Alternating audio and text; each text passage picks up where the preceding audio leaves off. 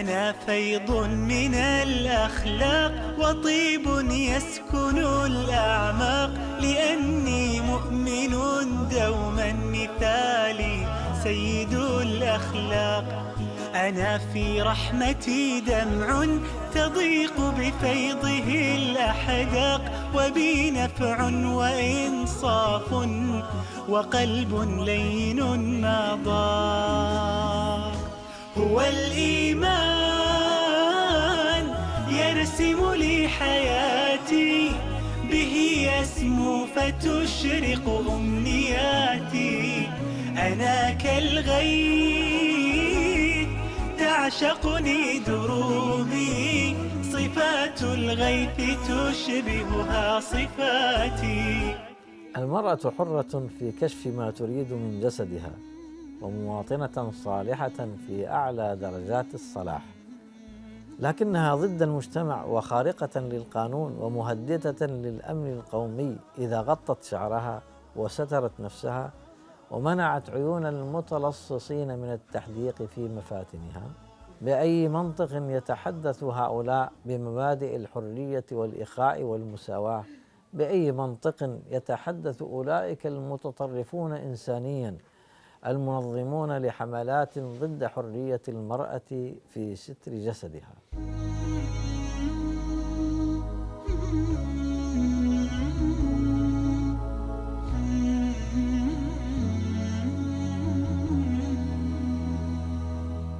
تنحاز الثقافة الغربية بشكل جذري ومتأصل ضد بعض مظاهر الإسلام والمسلمين، وبما أن حجاب المسلمات من أبرز الرموز الإسلامية الظاهرة في الشارع الأوروبي، أصبحن هدفاً رئيسياً للمشاعر السلبية المعادية للإسلام.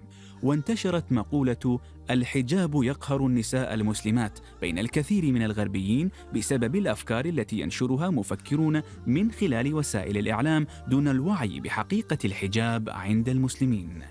وعلى الرغم من ضرورة مواجهة الصورة النمطية السلبية الغربية، فإن المسلمين عليهم بذل جهد أكبر لتحقيق العدل فيما يخص حقوق النساء وإصلاح ظروفهن الحياتية.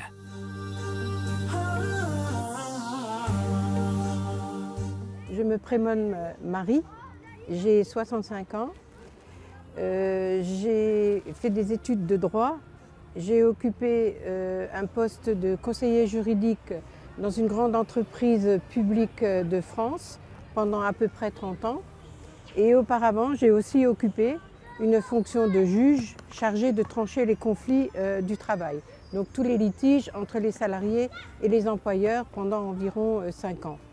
Puis ensuite, j'ai décidé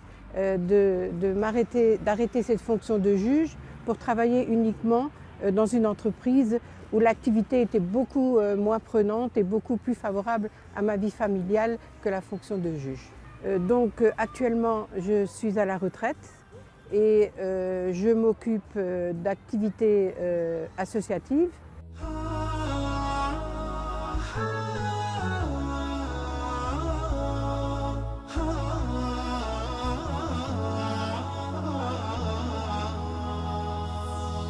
Je m'appelle Fatima Nabawi, je suis médecin généraliste, installée à Strasbourg depuis 12 ans. J'ai fait toutes mes études à Strasbourg, je suis arrivée en France à l'âge de 3 ans.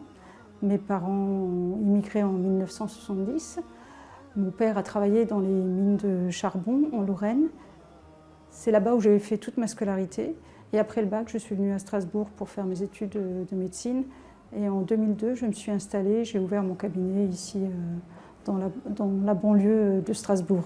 Mais je n'ai pas que des patients musulmans, j'ai aussi des patients qui sont de diverses confessions, des Français de souche, des patients d'origine turque, africaine, tchétchène, des pays de l'Est. J'ai toutes les nationalités, mais effectivement, j'ai beaucoup de patients qui sont arabophones, ou des patients musulmans de façon générale, comme les musulmans turcs ou les musulmans tchétchènes.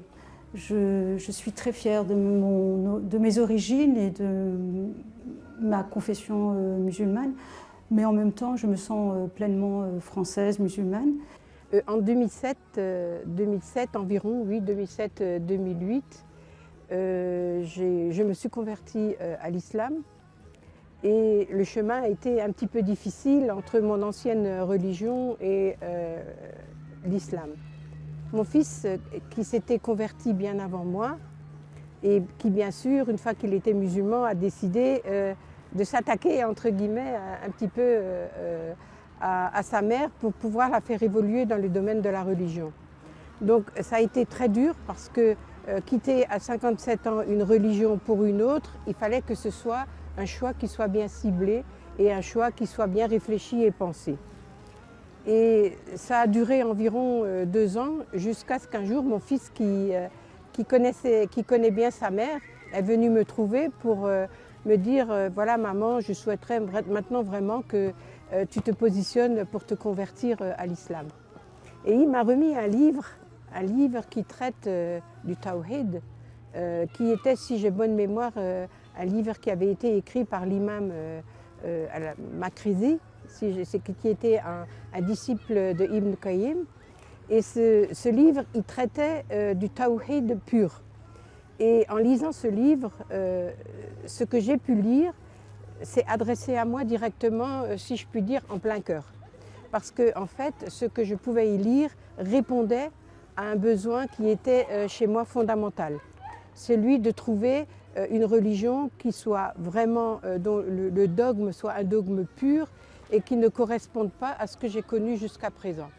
Et c'est ainsi que j'ai commencé à m'intéresser à l'islam avec mon fils qui m'a enseigné et qui plus tard j'ai participé à des formations un peu plus intensives pour aujourd'hui arriver à un point où je peux transmettre ce que j'ai appris d'autres personnes et tout ça dans un cadre associatif. بعد إسلامك هل تغيرت علاقتك مع أهلك وجيرانك والناس الذين من حولك أم لا زالت كما هي؟ Donc au début c'était très dur.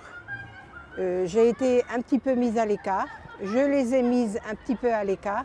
Et puis finalement, petit à petit, progressivement, on a commencé à discuter, à se témoigner du respect mutuellement.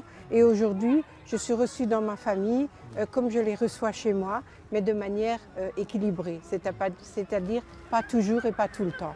Donc on se reçoit et en islam, on ne rompt pas les liens de famille, donc je contribue à ne pas les rompre, mais d'une manière équilibrée. Alhamdulillah. Alhamdulillah. Changer de religion, ce n'est pas une chose facile en soi. J'ai rencontré des difficultés au niveau du travail parce qu'il est impossible, tant que je travaillais sans hijab, c'est possible. Travailler avec un hijab, c'est impossible dans une grande entreprise publique dans la fonction dans laquelle je travaillais, c'est-à-dire un juriste. Ensuite, sortir d'une culture française pour entrer dans une autre culture qui est la culture arabe, parce que c'est la culture qui est dominante ici à Mulhouse, ça c'était un gros problème. Ça donne même un choc de culture, parce que la culture française a très peu de choses à voir avec la culture arabe, sauf que peut-être quelques valeurs peuvent se rejoindre quand même. Au niveau de la famille, à un moment donné, j'étais obligée de restreindre ce que j'appelle une famille à mon fils, ma belle-fille et mes petits-enfants, parce que le reste de ma famille n'était pas musulman. Ils avaient du mal à accepter qu'on puisse entrer dans ce qu'ils appellent eux-mêmes la religion des Arabes, et non pas une religion universelle ou une religion telle qu'on peut la comprendre aujourd'hui. Donc j'ai passé par des phases de haut et de bas avec ma famille pour finalement arriver à trouver un chemin qui nous permette de nous respecter mutuellement et de se comprendre sans pour autant essayer de convertir l'autre à ce qu'on voudrait qu'il soit. Dans les règles générales, c'est ça. Maintenant, la plus grande difficulté que j'ai rencontrée, la première, c'était au travail. Donc pour régler le problème, j'ai eu la possibilité de quitter mon emploi quelques années pour partir en pré-retraite. Donc ça a réglé le problème de mon hijab, puisque j'ai mis le hijab pratiquement après avoir quitté mon travail.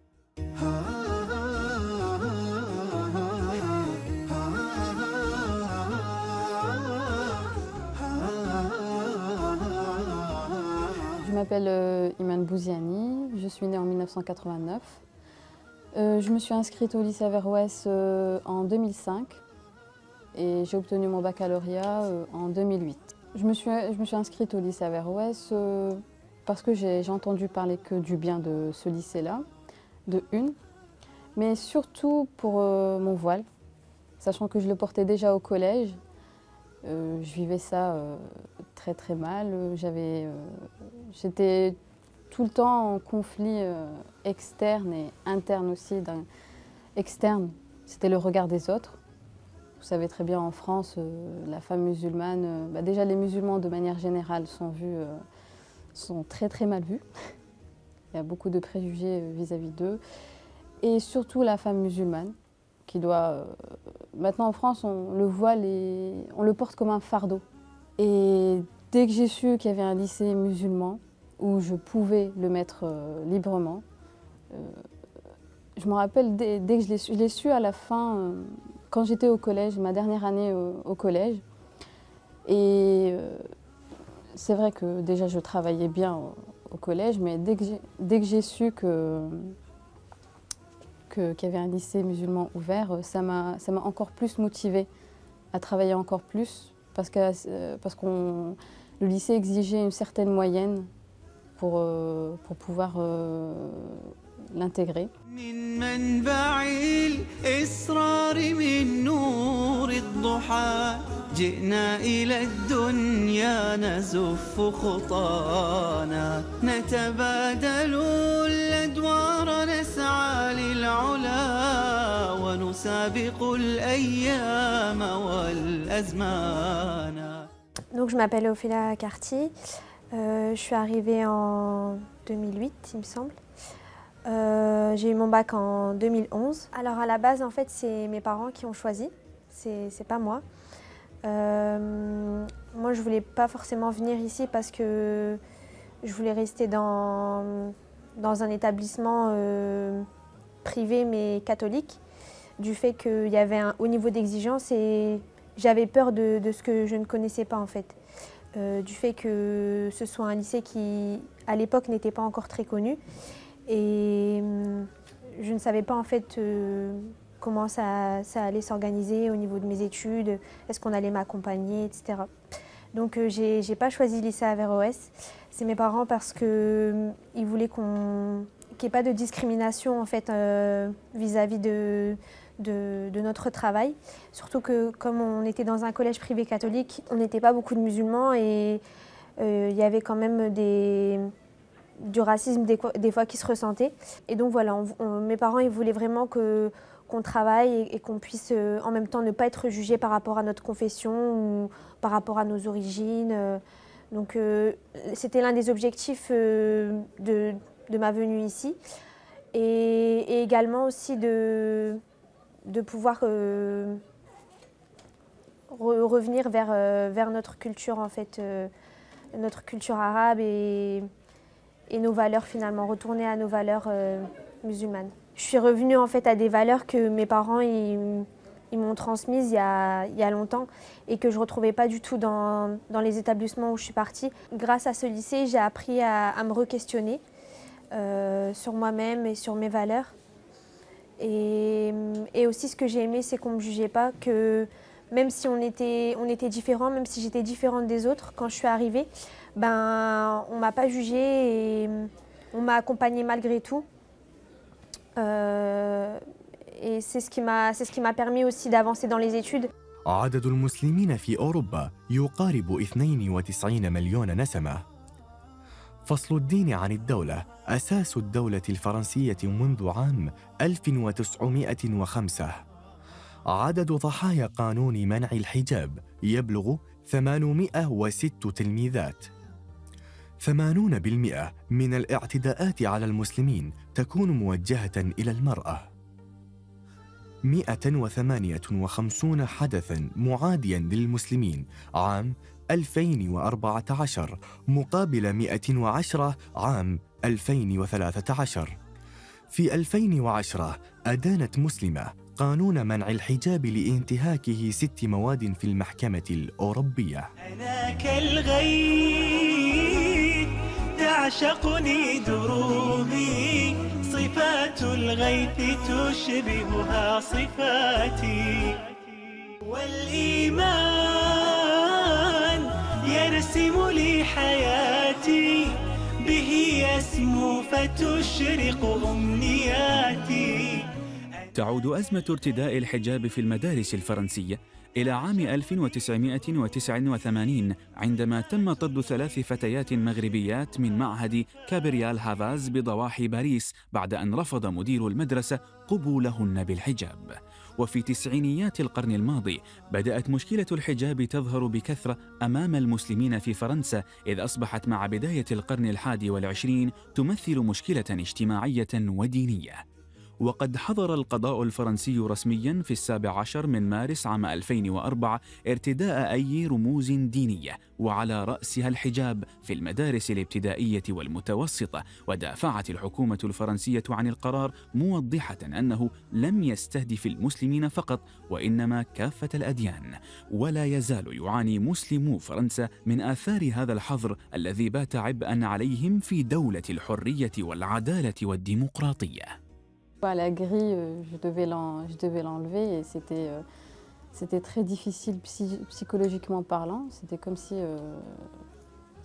je jouais à l'hypocrite, que je devais avoir une autre personnalité à l'intérieur du collège. On m'a posé, au fait, j'étais pas libre. On m'a posé une certaine vision, enfin, comment je devais m'habiller, comment je devais penser, limite. Et donc il y avait déjà ça, c'était un conflit interne avec moi-même.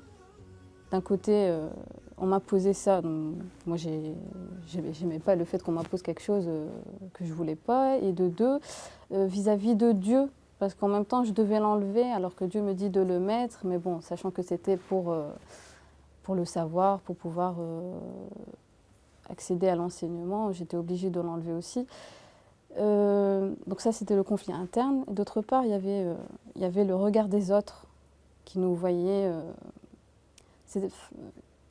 comme des filles assujetties qu'on n'arrivait pas à penser par nous-mêmes. C'était soit, pour eux c'est soit nos pères, enfin notre père ou notre frère ou notre mari qui nous impose le port du voile. Et c'est très rabaissant et on le vit très mal.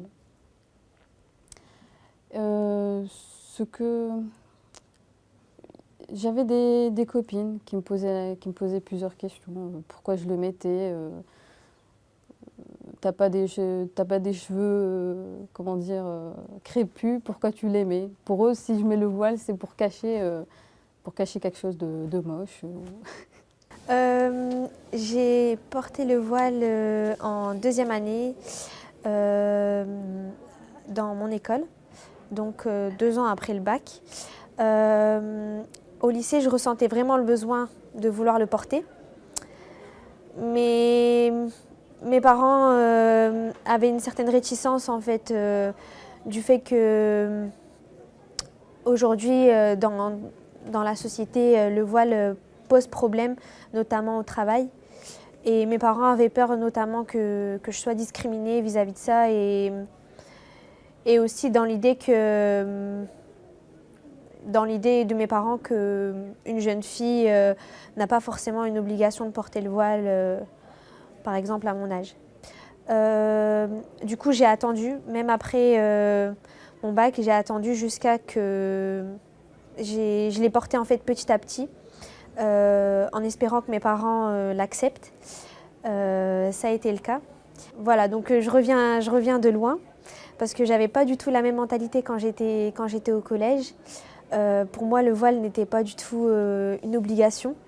Et même je comprenais pas pourquoi les femmes le portaient en fait, avant que je rentre au lycée, jusqu'à que je rencontre des personnes et qu'on puisse avoir des discussions. Mais c'est ça qui était bien au lycée, c'était qu'on pouvait vraiment débattre et qu'on n'était pas jugé de notre différence ou des choses qu'on ne comprenait pas. Donc il y avait certains qui avaient reçu à peu près la même éducation. Ce n'était pas forcément mon cas et c'est ce que j'ai aimé en fait là-bas. Et je ne suis pas la seule d'ailleurs à l'avoir porté après le lycée. Donc ouais, c'est un petit peu grâce à eux. C'est grâce à cette ambiance et le fait que je sois venue au lycée que j'ai vraiment ressenti le fait de... J'ai été convaincue du fait de le porter en fait. وبانت في سماواتي جمال ونبل غاياتي. إذا قدمت معروفا لغيري أورقت ذاتي بتاريخ الحضارات كما كانوا أنا آتي بآثاري وما صنعت يدي وجمال خطواتي. شكرا لاستضافتك لنا في هذه العيادة الخاصة. أنت أول دكتورة متحجبة والحمد لله في هذه المدينة، فهل لاقيت صعوبة بسبب حجابك في أثناء عملك اليومي؟ C'est vrai, je suis la première femme musulmane à m'être installée ici à Strasbourg il y a voilà maintenant ça fait plus de 10 ans. Alhamdulillah, je n'ai pas eu de difficultés particulières. Les patients qui me choisissent comme médecin me choisissent évidemment parce qu'on a des valeurs communes et que je comprends l'arabe. Mais ce n'est pas parce que je suis médecin arabe que je ne dois soigner que les Arabes. Le médecin ne choisit pas ses patients, c'est les patients qui choisissent leur médecin. Et tous ceux qui viennent chez moi, je fais mon travail comme je peux le faire, comme je sais le faire et du mieux que je peux le faire. Maintenant, il est arrivé quand même 2 incidents ici. En 2004 et en 2006, le hall du cabinet, de l'immeuble qui abrite mon cabinet a été tagué par des tags racistes avec des insultes et des croix gammées. Les services de police ont fait leur travail et on n'a jamais retrouvé les responsables. On ne sait pas si c'est des racistes ou des gens qui ne souhaitaient pas ma présence ici. En tous les cas, ça ne m'a pas empêché de continuer à faire mon métier. Je suis française musulmane, je me sens chez moi ici et je fais mon travail. En revanche, au niveau de l'intégration à la fois dans le milieu islamique que ce qu'est la mosquée ou l'association, ça a été plutôt dur au départ, puisque maintenant ça fait à peu près 4 ans que j'y travaille, mais aujourd'hui cela se passe très bien. Et puis par rapport à la société, eh bien, on a à affronter, nous autres musulmanes, la visibilité de l'islam qui consiste à nous faire pointer du doigt dès qu'on voit un hijab à l'horizon, un niqab ou un djilbab, etc. Donc ça, c'est effectivement un problème qu'il nous faut affronter, mais globalement, on ne peut pas constater dans la ville dans laquelle je vis qu'il y a vraiment beaucoup d'agressions à la fois physiques par rapport au hijab. En revanche, les agressions verbales, elles sont régulières tous les jours. Des gens qui passent, qui crachent devant vous, des gens qui vous insultent, des personnes qui vous demandent de rentrer chez vous, alors que moi je suis bien chez moi ici en France, alsacienne de surcroît.